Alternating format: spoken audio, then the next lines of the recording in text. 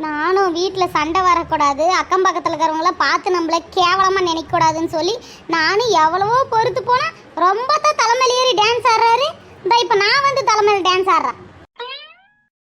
என்ன மேடம் இன்னைக்கு பரவசமாக்குறாரு, என்னத்த பரவசம் காட்டுறாருன்னு தெரியலையே. எல்லாத்தையும் சமாளிப்போம், வரட்டும். ஹலோ, கொஞ்சம் இங்கே பாருங்க சார், கொஞ்சம் உங்ககிட்ட பேசணும்.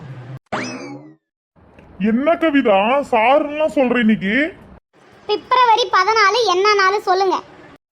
என்ன கவிதா இது கூட தெரியலையா? பிப்ரவரி 14 வந்து காதலர் தினம்.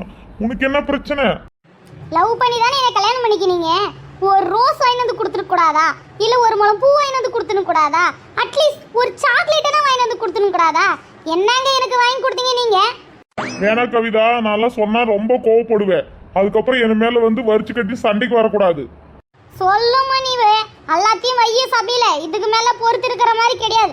பொறுத்து இழந்தா இந்த கவிதா பல ரூபத்தை நீ பார்க்க வேண்டியதா இருக்கும். எங்க காட்டுடி உன் பல ரூபத்தை நானும் தான் பாக்குறேன். இன்னைக்கு ரெண்டுல ஒண்ணு நீ பார்த்து போடுறேன் நானு. மாசம் நீ எவ்வளவு சம்பாதிக்கிற அதை ஃபர்ஸ்ட் சொல்லு. என்ன கவிதா தெரியாத மாதிரி புதுசா எனக்கு கணக்கெல்லாம் கேக்குற? இதெல்லாம் கேட்காதனாலதான் கவிதை கூமட்டி ஆயிட்டா. இனிமே வந்து மாசத்துக்கு எவ்வளவு செலவு பண்ற, எவ்வளவு மீதி பண்றதுன்ற கணக்கு நீ சொல்ற. வாடி எங்க அத்தை பெத்த மவளே, இப்பதாண்டி நீ வலிக்கே வந்து நிக்கிற. ரொம்ப நாளா நான் எதிர்பார்த்த இது மாதிரி என்னை கேட்கணும்ட்டு. இன்னைக்கு தாண்டி நீ மசமா என்கிட்ட மாட்டினுக்கிற. உக்காரு, கணக்கு கேட்போம்.